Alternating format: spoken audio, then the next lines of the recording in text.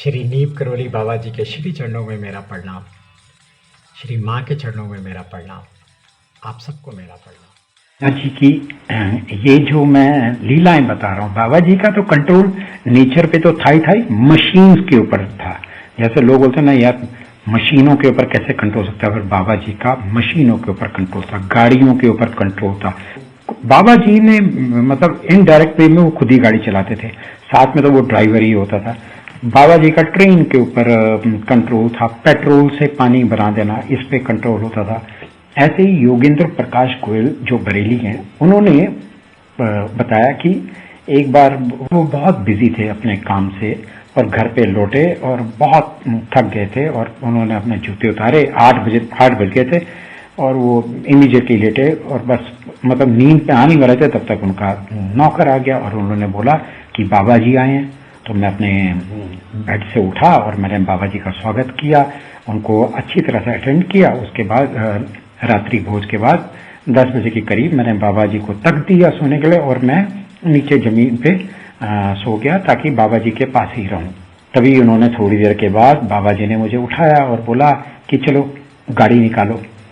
तो मेरी जो शरीर था और जो दिमाग था वो तो वैसे ही इतनी थकान के कारण काम नहीं कर रहा था और मैं तो अपने कंट्रोल में नहीं था, मतलब मेरे को तो बिल्कुल नींद के झोंके से आ रहे थे। तो मैंने बोला बाबा जी कहाँ जाएंगे? तो बाबा जी ने बोला कैंची चलते हैं। तो मैंने कहा कि चलो सवेरे चले जाएंगे। तो बाबा जी ने बोला नहीं अभी चलते।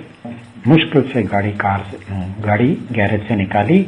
मेरा और मेरे दिमाग आपस में साथ नहीं दे रहे थे, पर फिर भी अब बाबा जी को और मुझे लग रहा था कि कहीं एक्सीडेंट ना हो जाए, पर बाबा जी को कौन मना कर सकता है। और मैंने नंगे पैरी, क्योंकि जब भी मैं बाबा जी के साथ होता था तो मैं उनके साथ कभी जूते नहीं पहनता था, और मैंने नंगे पैरी गाड़ी चलानी शुरू कर दी।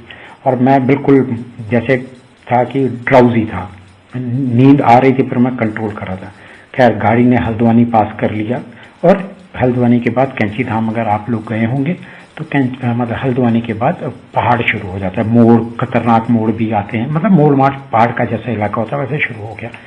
तो जब तक जैसे ही हम भूमिदार पहुंचे तो मैं बाबा जी को कहा कि थोड़ी 1 घंटे ना रेस्ट कर लेते हैं, पर बाबा जी ने कुछ बोला ही नहीं।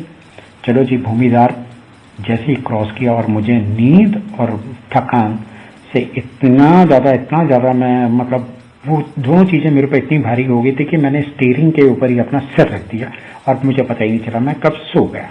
और वहां से कैंची धाम था 12 किलोमीटर के करीब।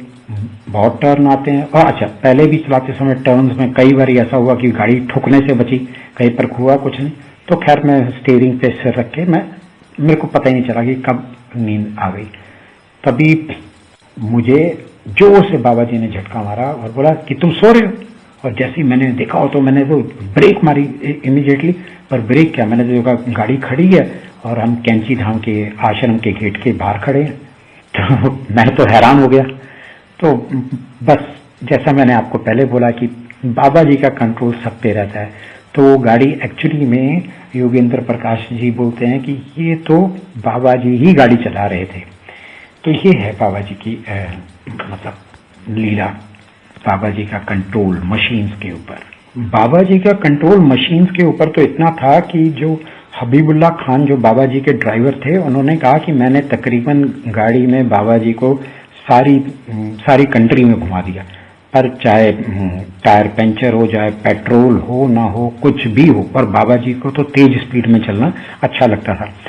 कभी भी गाड़ी किसी मैकेनिकल प्रॉब्लम के कारण या पेट्रोल खत्म होने के कारण कभी गाड़ी नहीं रुकी। जब तक बाबा जी गाड़ी में बैठे रहे, गाड़ी चलती रही और चलती रही।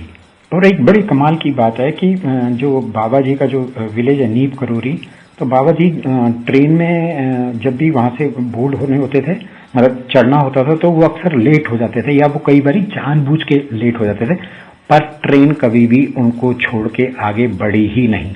और दूसरी बड़ी कमाल की बात बताता हूँ, बाबा जी प्लेटफॉर्म पे जहाँ पे भी खड़े हो जाते थे तो उनका जो ट्रेन का डब्बा था जिनमें उनकी रिजर्वेशन होती थी, वो वहीं पे आके रुकता था वो डब्बा जहाँ पे बाबा जी खड़े होते थे।